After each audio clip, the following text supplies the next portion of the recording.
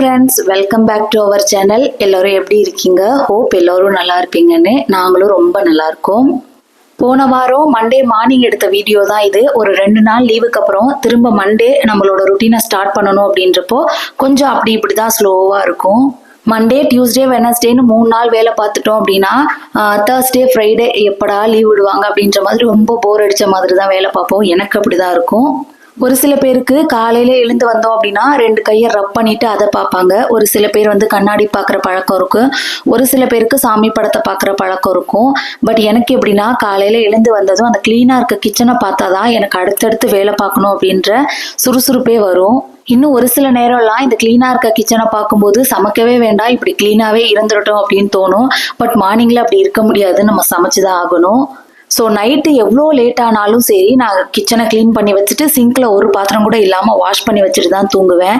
ஏன்னா அப்போ தான் மார்னிங் வேலை எனக்கு கரெக்டாக நடக்கும். ஒருவேளை நான் அப்படி க்ளீன் பண்ணாமல் தூங்கிட்டேன் அப்படின்னாலும் நைட்டு ஃபுல்லாக எனக்கு தூக்கமே வராதுங்க. அந்த கிச்சன் ஞாபகமாக தான் இருக்கும். காலையிலே எழுந்து போனேன் அப்படின்னா அந்த கிச்சன் பக்கமே போக மாட்டேன். ஏன்னா எனக்கு தான் தெரியும்ல நான் அதை க்ளீன் பண்ணலை அப்படின்னு. ஸோ உங்களுக்கு யாருக்காவது காலையில் எழுந்துச்சு கிச்சனை பார்க்குற பழக்கம் இருந்தால் கமெண்ட்டில் சொல்லுங்கள். ஸோ இன்னைக்கு லஞ்சுக்கு கருப்பு கொண்டக்கடலை புளிக்குழம்பும் இந்த சவுச்சவு கூட்டு தான் பண்ண போகிறேன். அதுக்காக பருப்பு கூட சேர்த்து வெங்காயம், தக்காளி, இந்த சவுச்சவு கட் பண்ணிட்டு அதையும் வேக போட்டுட்டேன்.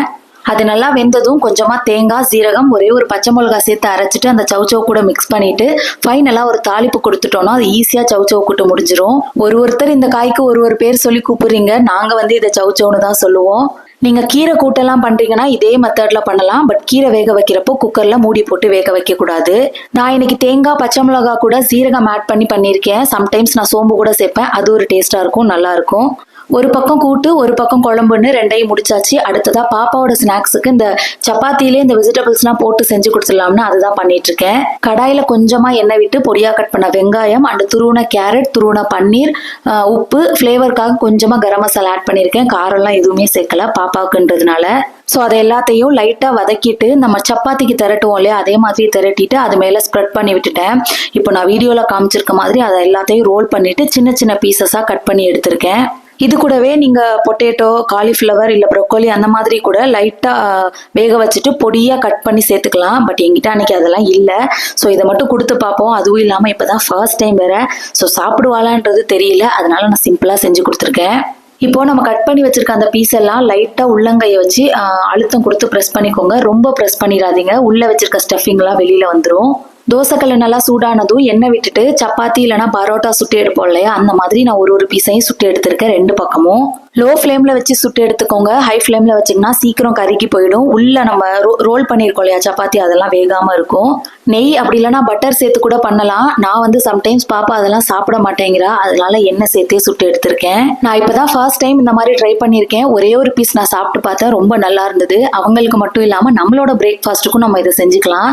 டெய்லி ஒரே மாதிரி ஸ்நாக்ஸா கொடுக்காம இந்த மாதிரி கொஞ்சம் டிஃபரெண்டா செஞ்சு கொடுத்தோம் அப்படின்னா அவங்களும் விரும்பி சாப்பிடுவாங்க. நமக்கும் வேலை கம்மியா தான் இருக்கும். இப்போ மார்னிங் பிரேக்ஃபாஸ்ட் பண்ற வேலை, அப்புறம் அவங்களுக்கு கொடுத்து அனுப்புறதுக்கு லஞ்ச், பாப்பாவுக்கு ஸ்நாக்ஸ் அதெல்லாம் முடிச்சுட்டு பாப்பாவே நான் கிளப்பி விட்டுட்டேன்.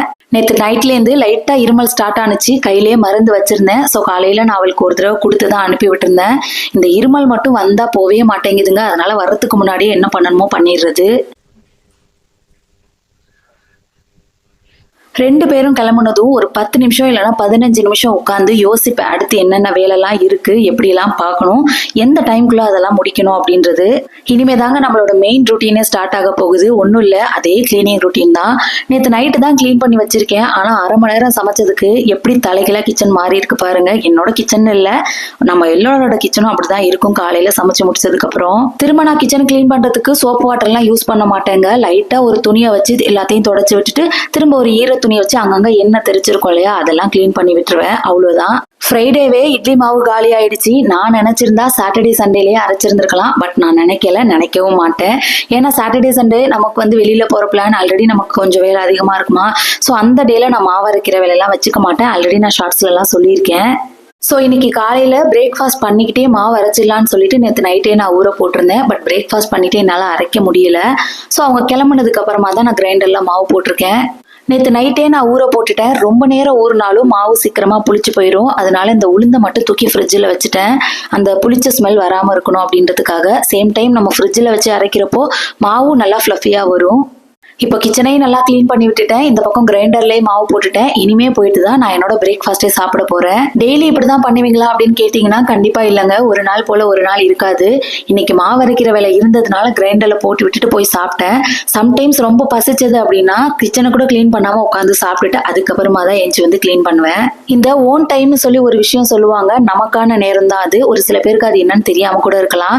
ஏன்னா நாம தான் நமக்கான நேரத்தை எடுத்துக்கிறதே கிடையாது இல்லையா? அதனால என்னோட ஓன் டைம் எதுன்னு பாத்தீங்கன்னா, பாப்பா காலையில ஸ்கூல் போற அந்த 3 மணி நேரத்துல ½ அன் அவர் இல்லைன்னா 1 hour நான் எனக்காக எடுத்துப்பேன். அந்த டைம்ல தான் எடிட்டிங் வேலை ஏதாவது இருந்தா பாப்பேன். அப்படி இல்லைன்னா கொஞ்ச நேரம் மொபைல் பார்த்துட்டு இருப்பேன். இல்லைன்னா செல்ஃப் கேர் ரொட்டீன் ஏதாவது பண்ணிப்பேன். நாள் ஃபுல்லா மத்த விஷயத்த பத்தி தான் நம்ம யோசிச்சுட்டு இருக்கோம். ஸோ ஒரு நாள்ல 1 மணி நேரமாவது நம்மளை பத்தி யோசிக்கிறது முக்கியம் அப்படின்னு நான் சொல்லுவேன். நீங்க என்ன நினைக்கிறீங்க அப்படின்றத கமெண்ட்ல சொல்லுங்க. The next day. Next day எல்லாம் இல்லைங்க. அந்த வீடியோல இருந்து ஒரு 3 நாளைக்கு அப்புறமா எடுத்த வீடியோ தான் இது. நம்ம வீட்டோட என்ட்ரன்ஸ்ல ஃபயர் பிளேஸ் இருக்கு. அந்த ஷூ ரேக்லாம் வச்சிருக்கோம் இல்லையா, அந்த இடம். அந்த இடத்துல ஏதாவது ஒன்று டெக்கர் பண்ணணும்னு சொல்லி வீடு கட்டத்துக்கு முன்னாடியே நம்ம பிளான் பண்ணியிருக்கோம் இல்லையா, அப்பயே நான் பிளான் பண்ணி வச்சிருந்தேன். ஸோ என்ன பண்ணலாம் எப்படி பண்ணலாம்னு இவ்வளோ நாளா யோசிச்சுட்டு இருந்தேன். ஃபைனலா இப்படி பண்ணா நல்லா இருக்கும்னு எனக்கு என்ன தோணுச்சோ அந்த மாதிரி பண்ணியிருக்கேன். இந்த இடத்த ஆர்கனைஸ் பண்றதுக்காக நிறைய ப்ராடக்ட்ஸ் ஆன்லைன்ல வாங்கியிருக்கேன். ஒரு சிலது நல்லா இல்லைன்னு ரிட்டர்னும் போட்டிருக்கேன். இப்போ ஃபைனலா இது நல்லா இருக்குன்னு சொல்லி நான் கையில வச்சிருக்கிறது உங்களுக்கு நான் வீடியோல காமிக்க போறேன். எனக்கு தெரிஞ்சு ஒரு சின்ன இடத்தையும் அழகா காமிக்கிறதுக்கு இந்த கிராஸ் மேட் ரொம்பவே யூஸ்ஃபுல்லா இருக்கும்னு நினைக்கிறேன்.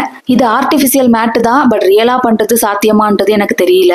பட் இது இந்த இடத்த மட்டும் இல்லாம அது சுத்தி இருக்க இடமே நல்லா கிரீனிஷா காமிக்கும். ரொம்ப அழகா இருக்கும் பாக்குறதுக்கு. ஆன்லைன்லயே நான் பார்த்தேன். பட் அது எந்த அளவுக்கு குவாலிட்டியா இருக்கும் நல்லா இருக்குமான்றது எனக்கு தெரியல. ஸோ நாங்கள் ஆஃப்லைன்லேயே போயிட்டு பர்ச்சேஸ் பண்ணிட்டு வந்துட்டோம். எந்தெந்த இடத்துலலாம் கிராஸ் மேட் போட போறனோ அந்த இடத்துலலாம் மெஷர்மெண்ட் எடுத்துட்டு போய் தான் நான் வாங்கிட்டு வந்தேன். நம்ம ஷூ ரேக் பார்த்தீங்கன்னா எல் ஷேப்ல இருக்கும். அது என்ன ரீசன்னு கேட்டிங்கன்னா, ஷூ போடுறப்போ உட்காந்துட்டு போட்டுக்கலாம். அந்த டைம்ல நம்ம ஆஃபீஸ்க்கு அவசரமா கிளம்புறப்போ சேரில் ஏதாவது உட்காரத்துக்கு இருக்குமான்னு தேட வேண்டிய அவசியம் கிடையாது.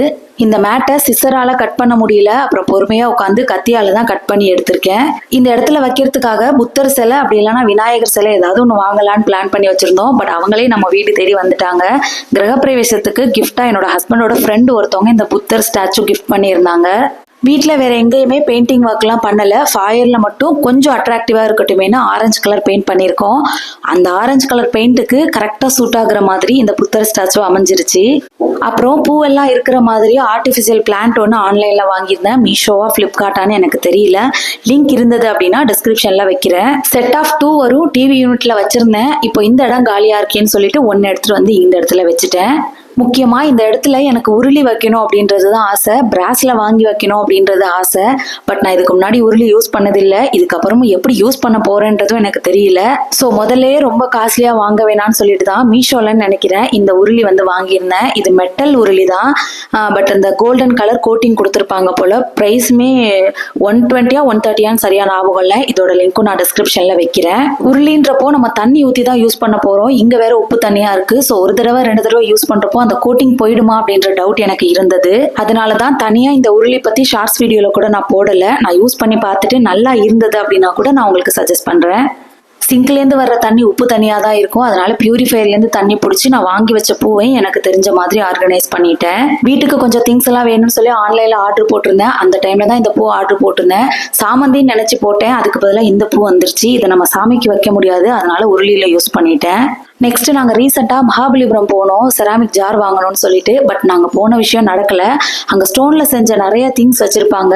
சரி போனதுக்கு ஞாபகார்த்தமாக ஏதாவது வாங்கிட்டு வருவோம்னு சொல்லிட்டு இந்த தூப் ஃபோல்டர் வாங்கிட்டு வந்திருந்தேன். இதில் அந்த கார்விங்ஸ் எல்லாம் பார்த்தீங்கன்னா ரொம்ப மைன்யூட்டாக இருக்கும். இதோட ரேட் கூட 350 400 சரியா தெரியல. ஆன்லைன்லேயே இது அவைலபிளாக இருக்கு. இந்த ஸ்டோன் ஸ்டாண்டில் நம்ம ஊதுபத்தி கொளுத்தி வைக்கிறப்போ ஹீட் வந்து இறங்காதுன்னு சொல்லியிருந்தாங்க. நான் கீழே பிளாஸ்டிக் மேட் போட்டிருக்கேன் இல்லையா, அதனால ஹீட் இல்லாமல் இருந்தால் நல்லா இருக்குமேன்னு தான் இதை வாங்கியிருக்கேன். எல்லாம் வச்சுட்டு பார்த்தப்போ ஏதோ ஒன்று மிஸ் ஆகுற மாதிரி எனக்கு இருந்தது. சரி ஒரு விளக்கேற்றி வச்சா இன்னும் நல்லா இருக்குன்னு சொல்லிட்டு வீட்டில் ஒரு கேண்டில் ஹோல்டர் இருந்தது. அதையும் தூக்கி வச்சு விளக்கேற்றி வச்சுட்டேன். ஸோ இப்போதைக்கு ஃபைனலாக பார்க்குறப்போ ரொம்பவே நல்லா இருந்தது. இன்னும் போக போக ஏதாவது எனக்கு ஆர்கனைஸ் பண்ணுறதுக்கு திங்ஸ்லாம் மாட்டுச்சு அப்படின்னா அதெல்லாம் வாங்கி இன்னும் கூட ஆர்கனைஸ் பண்ணி வச்சுப்பேன். இந்த வீடியோவை நைட்டு 10:30 மணி போல தாங்க நான் எடுத்தேன். பாப்பாவை தூங்குனதுக்கு அப்புறமா. அவள் இருந்தா அப்படின்னா இந்த வேலையில என்னால் ஸ்மூத்தாக பார்த்துருக்கவே முடியாது. அப்புறம் சொல்ல மறந்துட்டேன், அந்த ஷூ ரேக் மேலே போய் புத்தா ஸ்டாச்சு வச்சிருக்கீங்களே அப்படின்னு யாராவது கமெண்ட்ல கேட்கறதுக்கு முன்னாடி நானே சொல்லிடுறேன். ஷூஸ் செப்பல்லாம் வைக்கிறதுக்காக நாங்கள் உள்ள வந்து கிரிட் டைப்ல தான் பண்ணியிருக்கோம். பாக்ஸா அதில் மேலே இருக்க செல்ஃப்ல ஃபர்ஸ்ட் ரோல நான் எந்த செப்பல் எதுவுமே வைக்கல. சும்மா வாசலுக்கு போற கோலமாவு, கேண்டில் அந்த மாதிரி ஐட்டம்ஸ் தான் வச்சிருக்கேன். மேல சாமி சிலை தான் வைக்க போறோம்னு நான் டிசைட் பண்ணப்பவே கீழே ஷூலாம் எதுவும் வைக்க கூடாதுன்றதையும் நான் டிசைட் பண்ணிட்டேன். ஸோ ஹோப் இந்த வீடியோ உங்களுக்கு பிடிச்சிருந்தா லைக் பண்ணிட்டு நம்ம சேனலையும் சப்ஸ்கிரைப் பண்ணிக்கோங்க. Thank you friends.